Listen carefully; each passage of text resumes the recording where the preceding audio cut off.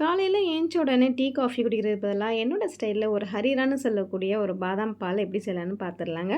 So இது வந்து எப்பயாவது வீக்லி ஒன்ஸோ இல்ல ட்வைஸோ செஞ்சு குடிக்கிறது ரொம்ப ரொம்ப நல்லது. எப்படி செய்யலாம்? என்னென்ன போடலாம்? அப்படின்றத பார்த்துக்கலாம். ஸோ ஒரு பவுல் எடுத்துருக்கேங்க. இதில பார்த்தீங்கன்னா, முந்திரி எடுத்துருக்கேன். ஒரு 7, 8 பல் முந்திரி எடுத்துருக்கேன். நல்லா முழுசாவே எடுத்துருக்கேன். அப்புறமா வந்து இது வந்து கிர்னி பழ விதைகள். ஸோ கிர்னி பழ விதைகள் வந்து நம்ம வந்து ஒரு 4 கிளாஸ் அளவுக்கு வர அளவுக்கு நான் செய்ய போறேன். அதனால இந்த குவான்டிட்டி அளவுக்கு எடுத்துருக்கேன். ஸோ இதுவே போதுமான அளவா இருக்கும். இப்போ இது கூடவே வந்து ஒரு 10லேருந்து ஒரு 12 பாதாம் பருப்பு. ஸோ நம்ம அதிகமாகவும் சேர்த்துக்கலாம். நம்மளோட விருப்பம் தான். இந்த அளவுக்கு இருந்தா போதும் அப்படின்னு சொல்லி நான் இது வந்து சேர்த்துருக்கேன். ஸோ இது வந்து கிட்டத்தட்ட ஒரு 12லேருந்து 15 எடுத்துருக்கேங்க. நான் வந்து ஒரு 4 பேர் குடிக்கிற அளவுக்கு செய்ய போறேன். அதாவது 4 மீடியம் சைஸ் கிளாஸ் வர அளவுக்கு. இப்போ பார்த்தீங்கன்னா, இது கூடவே வந்து நம்ம கசகசா இருக்கு இல்லையா? கசகசா வந்து ஒரு 1 ஸ்பூன் அளவுக்கு, அதாவது 3/4 ஸ்பூன் அளவுக்கு போட்டிருக்கேங்க.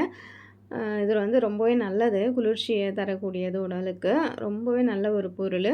நான் இதில மோஸ்ட்லி வந்து பார்த்தீங்கன்னா, இந்த ஒரு பொருட்கள் மட்டும் தான் வந்து சேர்ப்பேன். ஆனா நீங்க வேணுனா நீங்க இதில வந்து பிஸ்தா, இல்ல அக்ரோட்டு, அதாவது வால்நட்டு, அப்புறமா ஒரு சில விதைகளும் இருக்கும் பார்த்தீங்களா? அதுவும் சேர்க்கிறதா இருந்தா சேர்த்துக்கலாம். நம்மளோட விருப்பம் தான். நான் இது மட்டுமே போதுமான அளவா இருக்கும்னு சொல்லி இது மட்டும் சேர்த்து செஞ்சிருக்கேன்.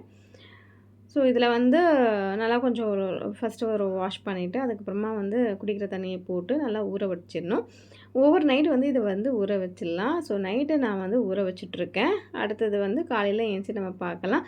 நல்லா ஊறி சூப்பரா சாஃப்ட்டா ஆகி கிடைக்கும். அந்த தண்ணிய கூட நம்ம வந்து ரிமூவ் பண்ண வேண்டாம். ஸோ எந்த அளவு கலர் வந்து விட்டு வந்திருக்கு பாருங்க. நல்லா ஊறி சூப்பரா வந்திருக்கு. இது அப்படியே சாப்பிட்றதுக்கும் நல்லாயிருக்கும். ஸோ நார்மலா வந்து இது தோல எடுத்துட்டு வந்து செய்வாங்க. ஆனா நான் வந்து தோலோடயே வந்து போட்டு செய்வேன். அதுவும் அந்த தண்ணிய கூட நான் வேஸ்ட் பண்ண மாட்டேன். அது நல்ல வாட்டர் தான். அதனால அதோட நம்ம செய்றது தான் ரொம்பவே நல்லது. நல்லா மிக்ஸி ஜார்ல போட்டு நல்லா ஃபைன் பேஸ்ட்டா அரைச்சு எடுத்துக்கணும். ஸோ நல்லா ஃபைன் பேஸ்ட்டா அரைச்சு எடுத்தா தான் வந்து குடிக்கிறப்போ குழந்தைங்களுக்கு அது வந்து கடிப்படாது. அப்பதான் வந்து குடிக்கவும் ஈஸியா இருக்கும் குழந்தைங்களுக்கு. ஸோ அவ்வளோதாங்க. ஸோ சூப்பரா வந்து ஃபைன் பேஸ்ட்டா வந்து அரைச்சு எடுத்தாச்சு. இதுக்கு வந்து ஒரு தாளிப்பு மாரி போடுறதுக்கு நான் அடுப்புல ஒரு நல்லா அகலமான ஒரு பாத்திரம் வச்சுருக்கேன். இப்போ இதில வந்து நம்ம ஒரு 1/2லேருந்து 3/4 ஸ்பூன் அளவுக்கு நெய் வந்து சேர்த்துக்கலாம்.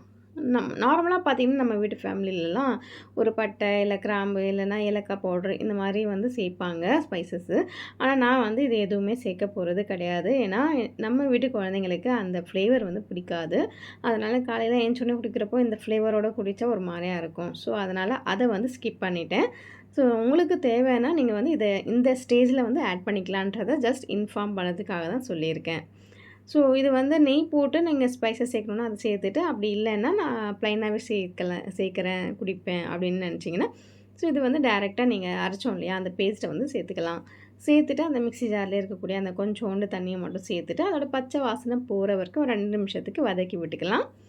ஸோ வதக்கி அதோட பச்சை ஸ்மெல் வந்து போனதுக்கப்புறமா, நம்ம வந்து நல்லா காய்ச்சின பாலு, ஸோ நல்லா வந்து காய்ச்சின பால வந்து இதில ஆட் பண்ணிக்கலாம். ஸோ நல்லா வந்து சூப்பரா அதோட பச்சை வாசனை போயிடுச்சு. நான் இதில வந்து நல்லா சூடு பண்ணி வச்சுருக்கேன் பால. திக்கான பால் எடுத்திருக்கேன். ஸோ இது வந்து அந்த 1/2 லிட்டர் பால வந்து நான் அப்படியே வந்து சேர்த்துக்கிறேன். சேர்த்துட்டு நல்லா ஒரு மிக்ஸ்அப் பண்ணிக்கலாம். நல்லாவே கொதி வரட்டும். ஒரு 2 கொதி வந்தா போதும். ஏன்னா பால் ஆல்ரெடி வந்து கொதிச்சு தான் நம்ம வந்து எடுத்து யூஸ் பண்ணியிருக்கோம். அதனால நல்லா ஒரு மிக்ஸ்அப் பண்ணிவிட்டு, இப்போ இது ஸ்வீட்னஸ்க்காக இது வந்து ஒரு ஸ்வீட் ரெசிபி மாரி இருக்கும். ரொம்பவே நல்லாயிருக்குங்க. கண்டிப்பா மஸ்ட் ட்ரை பண்ணக்கூடிய ரெசிபின்னு நான் சொல்லுவேன். ஸோ நல்லா ஒரு மிக்ஸ்அப் பண்ணிவிட்டு, இப்போ இது கூட வந்து நான் வந்து நாட்டு சர்க்கரை வந்து எடுத்திருக்கேன். ஸோ உங்கள் ஸ்வீட்டுக்கு ஏத்த மாரி நீங்க சேர்த்துக்கங்க. நான் வந்து ஒரு பெரிய ஸ்பூன்ல 3 ஸ்பூன் அளவுக்கு சேர்த்துக்கிறேன். ஸோ 4 பேர் குடிக்கிறதா இருந்தா நம்ம 3 ஸ்பூன் வந்து சேர்த்தோம்னா கரெக்டான குவான்டிட்டில இருக்கும். அதாவது 3 விட கொஞ்சம் குறைவாவே சேர்த்துருக்கேன்.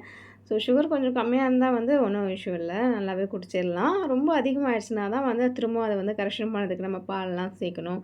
ஸோ அந்த வேலை வந்து நம்ம ஸ்கிப் பண்றதுக்காக நம்ம வந்து கம்மியாவே சேர்த்துப்பேன். ஸோ அவ்வளோதாங்க. நல்லா ஒரே ஒரு கொதி வந்துச்சுன்னா போதும். அந்த நாட்டு சர்க்கரைய சேர்த்துட்டு நல்லா ஒரு மிக்ஸ்அப் பண்ணிவிட்டு ஸ்டவ் ஆஃப் பண்ணியாச்சுங்க.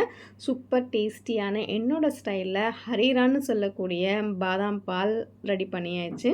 ஸோ கண்டிப்பா வந்து தினமும் வாரத்துக்கு 2 தடவ மார்னிங் டீ, காஃபி குடிக்கிறதுக்கு பதிலா இது வந்து செஞ்சு குடிச்சு பாருங்க. ரொம்பவே ஹெல்த்தியா, ஆக்டிவா ஃபீல் பண்ணுவீங்க. ரொம்பவே டேஸ்டியான ஒரு நல்ல ஹெல்த்தியான ரெசிபி தான் உங்களோட ஷேர் பண்ணியிருக்கேன்னு நெனைக்கிறேன். ஸோ கண்டிப்பா நீங்களும் ட்ரை பண்ணி பார்த்துட்டு உங்க ஃபீட்பேக் வந்து கமெண்ட் செக்ஷன்ல சொல்லுங்க.